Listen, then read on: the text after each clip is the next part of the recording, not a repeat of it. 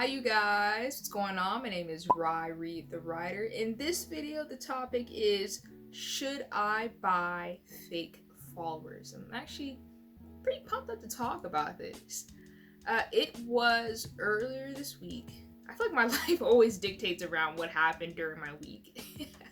That's usually how I come up with the topic for a video for the week. But I got this message on Instagram, which I'm pretty sure all of you have also received that as well. A invitation to buy followers. I've always gotten them in the past, and it's been a while since I haven't gotten them. But I got this one a couple days ago. I was kind of looking at the prices on it. And I'll put the image of the post I got probably like right here so you guys can check it out. But it went from you can buy 1,000 followers for $10. You can buy 2,000 followers for $20, and so on and so forth. It just continues growing there. Me being the cheapskate that I am, granted, I do like to splurge a little bit on clothes and some other things, but in terms of having followers to grow 1,000 followers for $10, God, you can't beat that. We put my Birdman hands in my Birdman hand rub, and yeah, you can't really beat that. It sounded really great to me until I actually thought about it. And I'm sure there's a lot of you out there who are striving to get to your first 10,000 followers on Instagram, TikTok, Pinterest. It doesn't matter. Getting your first 10K followers is the hardest thing ever. And it's hard because you're trying to convince people to follow you or to even share your products, and they have no idea who you are because you're just getting started. So the temptation, we just put we put the apple with Adam and Eve. The temptation to buy fake followers is high when you're in that state when you're just getting started. So I figured, why not make a video topic on it? Sounds pretty badass. I'm wearing my yellow sweater today. Got my little tee right here on the side. So let's do this. All right, y'all ready? Drop that intro.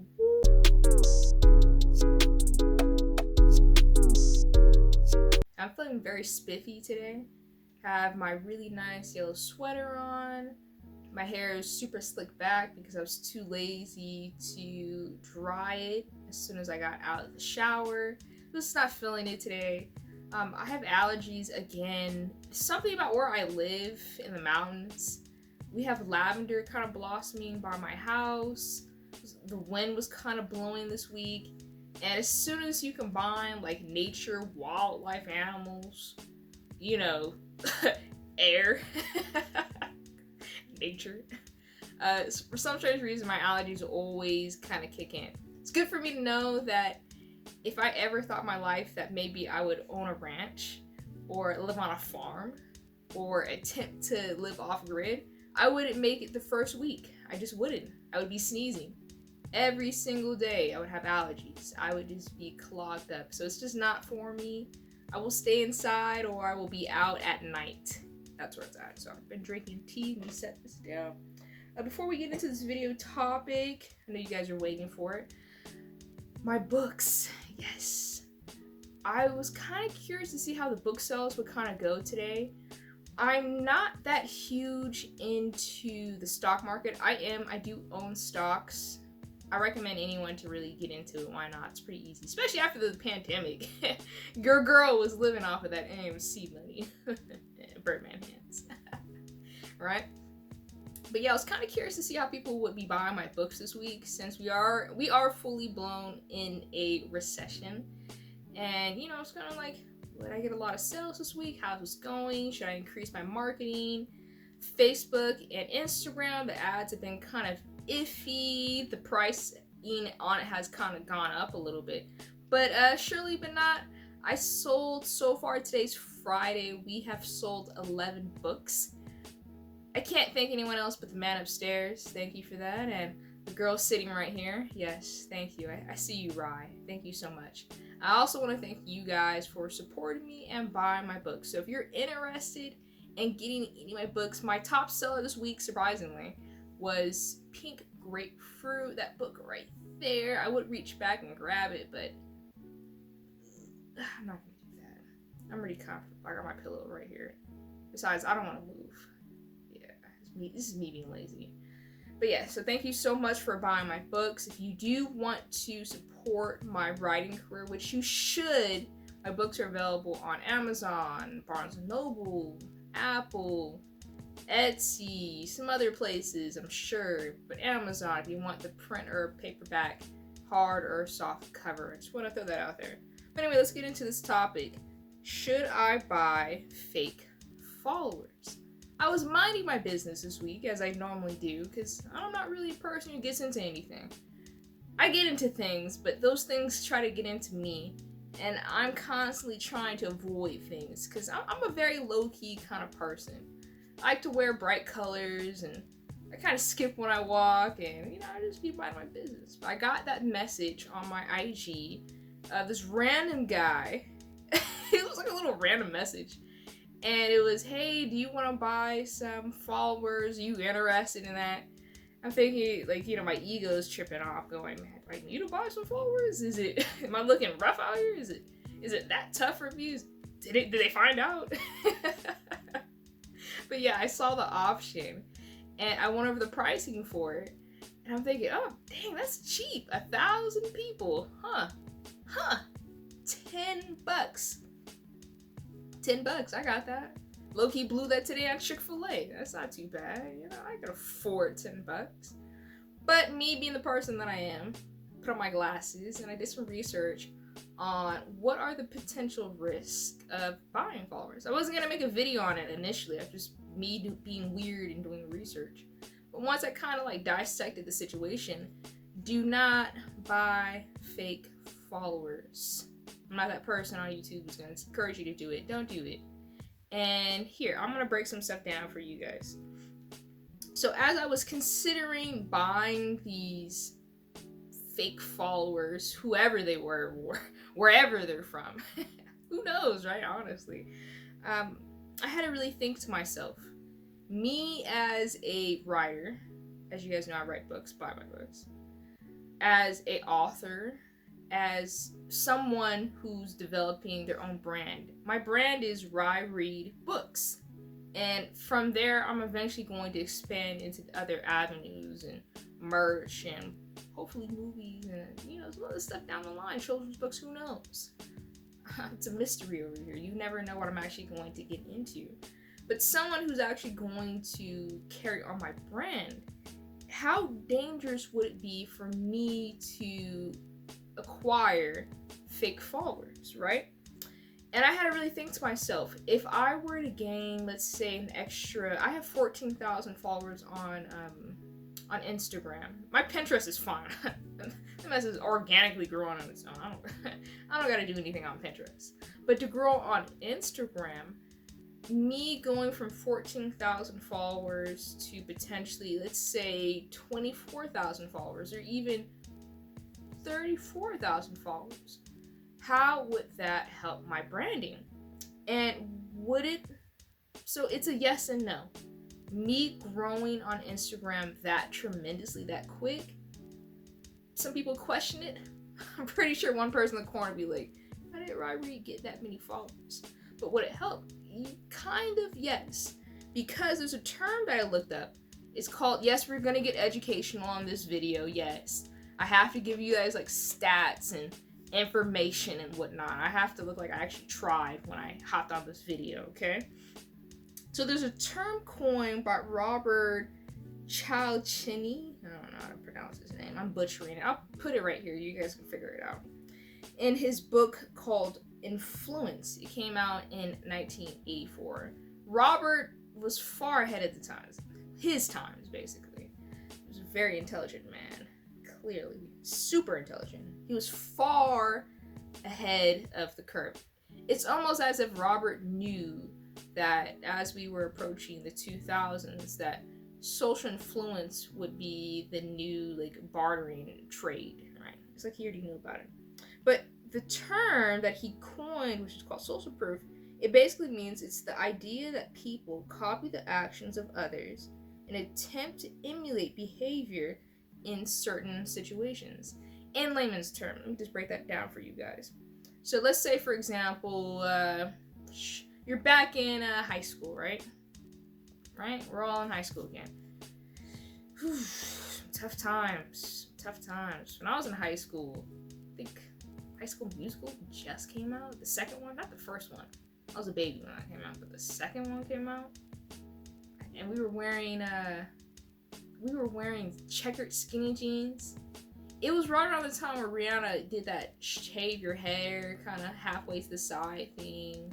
808 Kanye was already out. Kanye was already like popping. He was already big.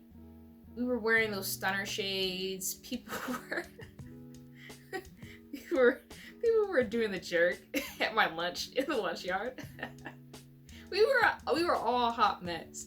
You were cool if you wore a yellow shirt, like say what I'm wearing, and you had on a pair of red skinny jeans, like the tightest of skinny jeans, unbreathable skinny jeans.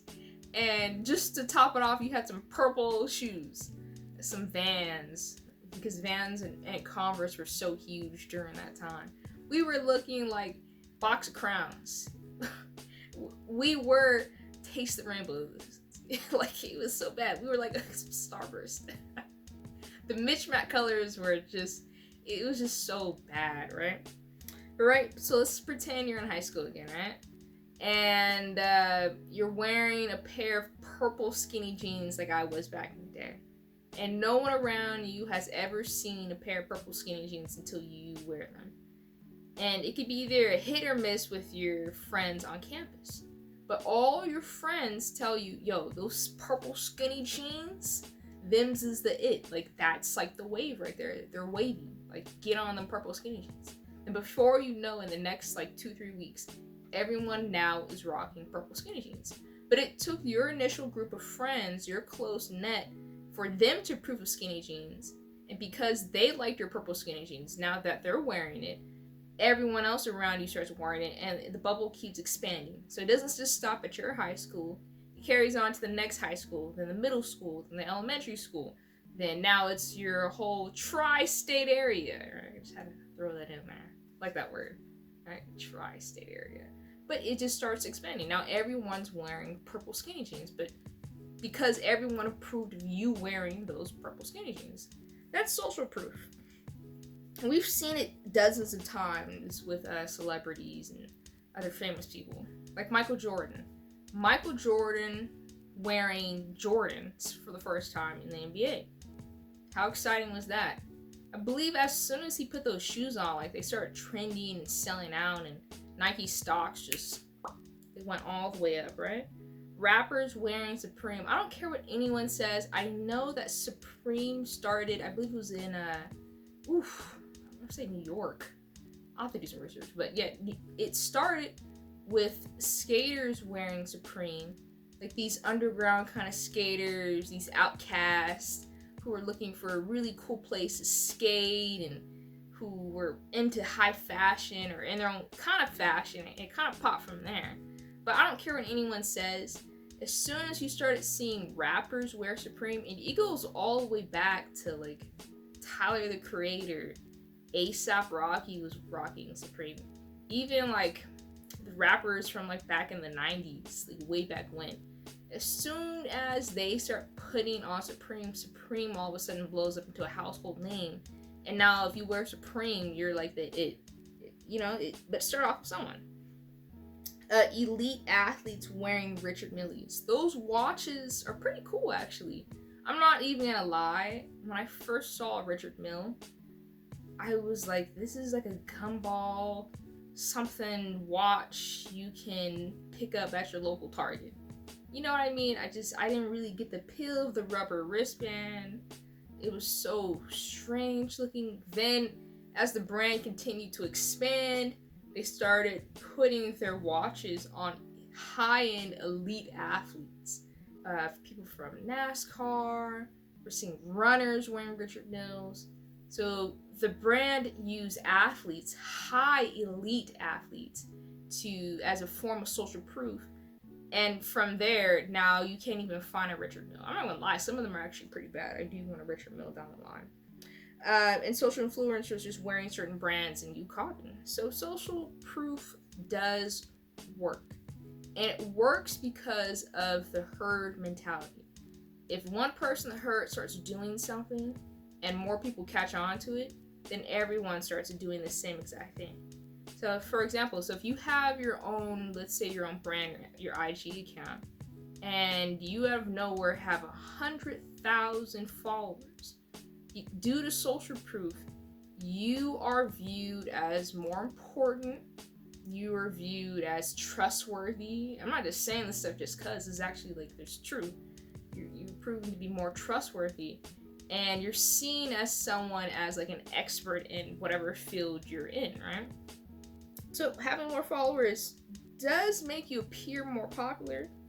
It makes you seem like you have a bigger platform, and you will attract followers when you have a lot of people following you. It's just common sense. The question really that we'd be thinking of here or asking is, buying followers, would it help you? Yes, to an extent. It would be like a rouge, kind of like a blanket. People would view you and see you as popular and someone of like high esteem. But what is the undercarriage? What's actually going on down underneath? What's the foundation? And I wrote this. The foundation of who you are on social media is everything. It is everything. Your grassroots, your origin story, and your beginning. And no matter where you start, you will start at zero. If you cheat the system, then problems will soon follow you. I wrote that. Sounds really nice, isn't it? But it's absolutely true. So can you buy followers on social media? 100%. But what is the cost of that? Sure, you're going to look more popular. People are going to be drawn to you, of course. But you're kind of missing the whole point of growing your own brand and your own influence. And it's true. No matter what you do, whatever you start in life, you're always going to start at zero. You know, let's go to Michael Jordan. Michael Jordan didn't always have thousands of people watching him play basketball. It started with him being outside at the park, him shooting around, right? That's how he started his career. Serena Williams. What a fantastic movie. I did see The King with Will Smith. Great movie. Serena Williams and Vanessa Williams did not start off making millions of dollars, having all these extraordinary Nike contracts. They started off with the two of them, two little girls in Compton, playing tennis and being taught by their father. And there were no fans, no one cared about them, no one was concerned about them. They were just outside practicing and training and putting in the work. And there's something so special about putting in the work that prepares you for that platform. Because this is how it really works, if you really think about it in real life, is you don't, if you start from 0 to 100, you kind of skip everything, you kind of get up there, then you don't kind of develop the strength to even be at the 100. That's why I believe so many musicians who did kind of just blow up out of nowhere, had the machine behind them, the industry, and they kind of skipped that kind of route of kind of doing small shows, venues, building a fan base, putting out songs that no one listens to, then them finally blowing up. Those people seem to do better way at the top because they've worked for it, they've earned it, and their true fans know that because they've seen them start with that initial post or that first song, rather than, someone who just came out of nowhere and they have 1 million followers and the first song they put out gets 100 million. Just sitting there going like, how the heck did that happen? If you really think about that. But yeah, there's something so special about growing a fan base. Getting your first repost, your first share, your first 100 likes, your first true followers, emails from fans, pictures, and you can't fake any of that. You really don't. You don't go from 1 to 1,000, and if you do, people will notice. I'll say this for me, because every topic always relates to me being a writer and my career. I remember the first time I wrote a poem. It was way back when I was preparing to go to CBU. This was my college. So I really wasn't a nobody. My writing career was, it sucked. It was trash. I had to have been maybe 20, 23. I thought I was so grown and so old. I'm 28 going on 29. Now I'm like, man, I didn't know absolutely nothing. I was a baby. But I'll never forget posting my first post. It was like a little poem, and I didn't really know how to put the fonts together. I wasn't on Canva. I don't really remember how I put this post together, but I posted it, and that post got 50 likes. Yep. My first poem that I posted got like 50 likes. Then I was like, okay, cool. That's not too bad, right? That's not too bad. Posted again. The next one got like 43. Then after that, I started losing followers because my initial followers were attuned to me posting pictures of me and my family. And I was like, I'm no longer doing that. I read the writer. I wasn't going by that back in the day, but I just, in my head, I'm like, I'm a writer now. I need to start promoting my writing. And surely from that moment, I was only gaining 15 likes per post, 13 likes, no reshares, no saves. What's a save? What is a save? Nobody was saving my work. And my poems were okay. They needed a lot of work, but it was just, my quotes, it was just rough. It was rough for me, right? But as I continued on posting, and I was posting every single day, and that's something I've always stuck with. Post every single day, make sure my story is on point, be consistent. I was consistently putting work out there, and it happened very slowly. All of a sudden, I went from getting 15 likes to 20 likes consistently. Always 20 to 30, 30 to 40 likes. Then I'm having people save and share my poems. It wasn't a lot. It was like maybe one person would share my poem or one person would share my quote. And then from there, it went from one share to 2, then to 6, to 10, to 40, to 100. It just kept growing. And from there, I went from having like 2,000 followers to me having 3,000 followers, 4,000 followers, 5,000 followers. At that point, when I hit 5K followers last year, I thought I was the man. I thought it was so cool. I remember going to work like, yeah, do you want to follow me on Instagram? Because that was like always my like lead in to like someone checking me out. I was like, can you follow me on Instagram? And they would look at my Instagram like, oh, that's cool. And I'm thinking in my head, yeah, I'm the man.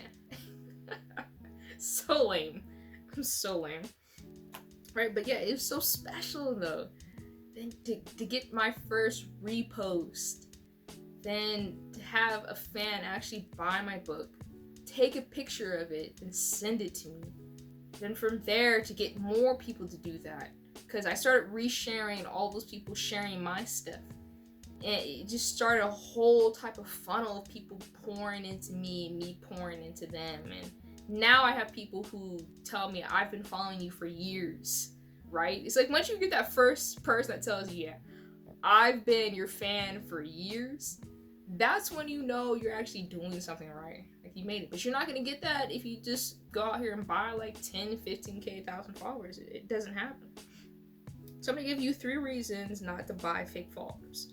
So the first one is if you buy followers, they don't know you. Plus, you're more than likely you're buying bots. And Instagram does run checks. They do run checks from once in a while. They do. And if they find any traces of you having thousands and thousands of fake followers, you can be shadow banned, you can be banned, they can disable your account, or they can actually just kick you off. When my account, my Instagram got hacked earlier this year. My account got hacked around December, but it took me about 6 days to get back. But coming into January of 2022, because my account got hacked, I had so many people flagging my account that Instagram actually did an audit on me. And I knew this because I got the little shadow ban sign, right? And as soon as that happened, it was like the next morning, I went from having, I had 10,000 followers at that moment. It was like 10,600 followers, right? The next morning, I have 10,300. So Instagram actually went into my account, removed 300 bots, fake followers that were there. Had no idea who they were, didn't buy them, but they were just randoms. And it cleaned out my account. And I got another warning like, hey, what are you doing? But I'm like, it wasn't me. My account got hacked. This person who hacked my account was probably doing weird stuff. So that's what happened. But yeah, if you buy followers, keep in mind Instagram is an algorithm. At any moment, if the algorithm ticks and they're noticing a whole bunch of unusual activity, you notice if you unfollow so many people, your account will actually shut down. If you follow too many people, your account will shut down.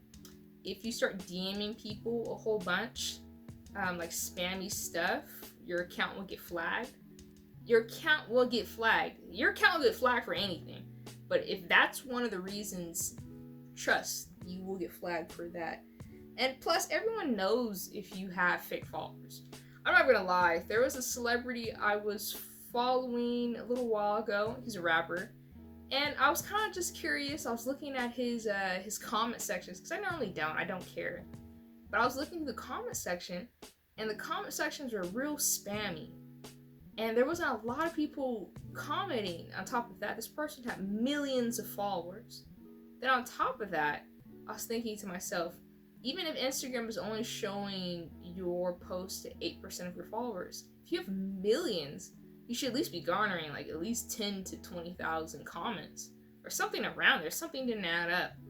But I click on some of the people who were commenting, and they were all bots. And at that point, I said to myself, yo, this person out here doing stuff. This person out here trying to play me, right? And the comment sections to people who actually were real people were also saying the same thing as me. Like, man, the bots got here first. Some crazy stuff. Yeah, but people will find out, so don't be doing that stuff. Number 2, your brand can't market to fake followers. They won't buy anything. So if you buy these fake followers, they're fake. They're not real.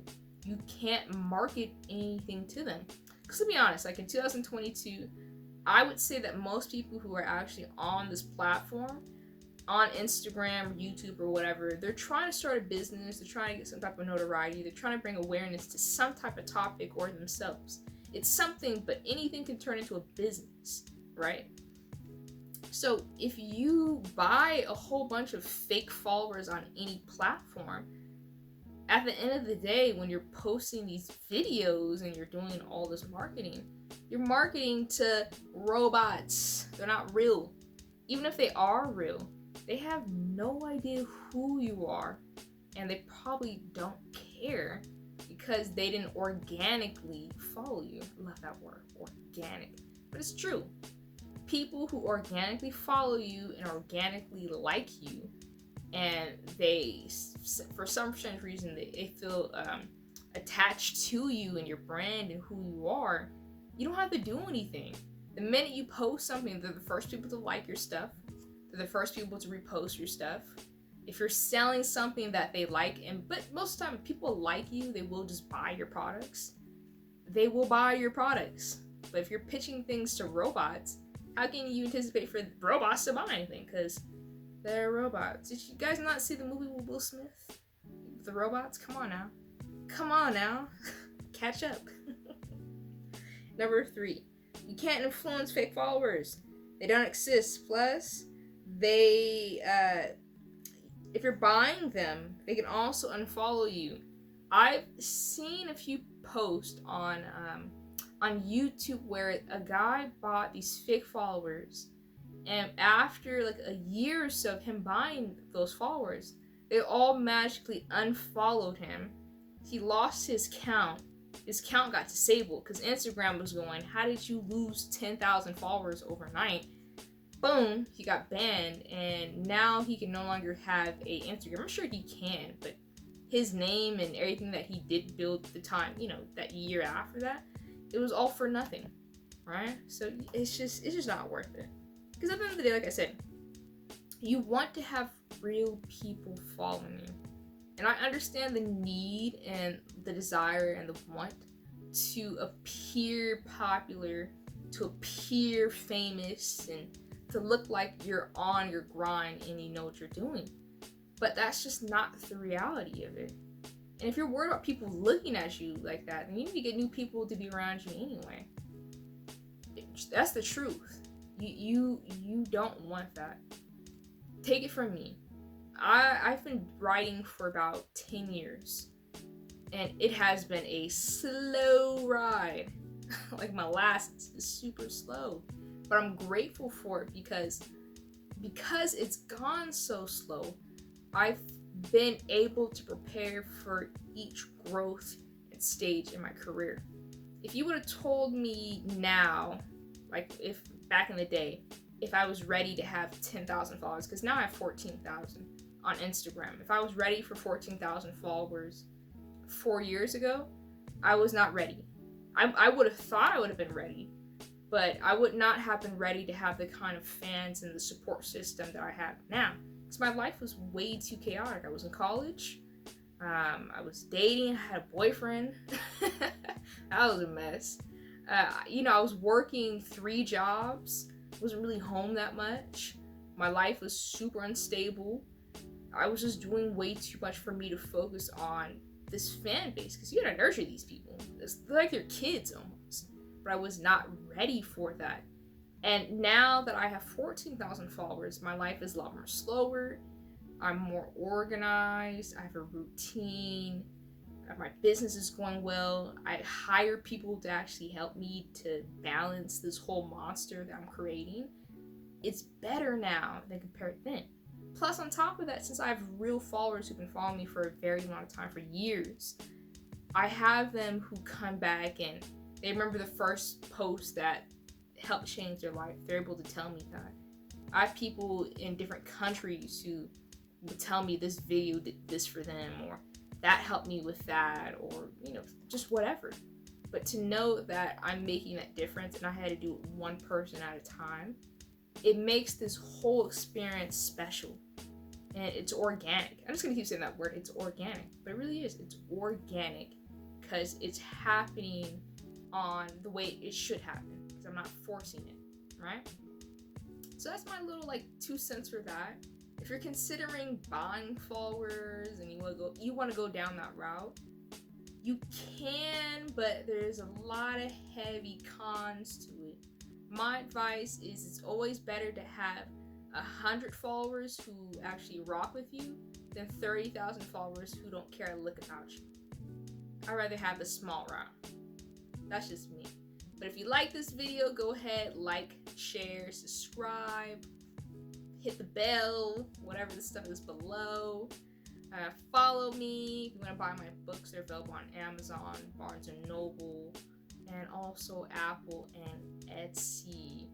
Right, but if you like this video, go ahead and say something down below, your experiences with having fake followers and dealing with all that stuff. If you've ever experienced that, or if you've ever seen an account with fake followers, go ahead and tell me about that below.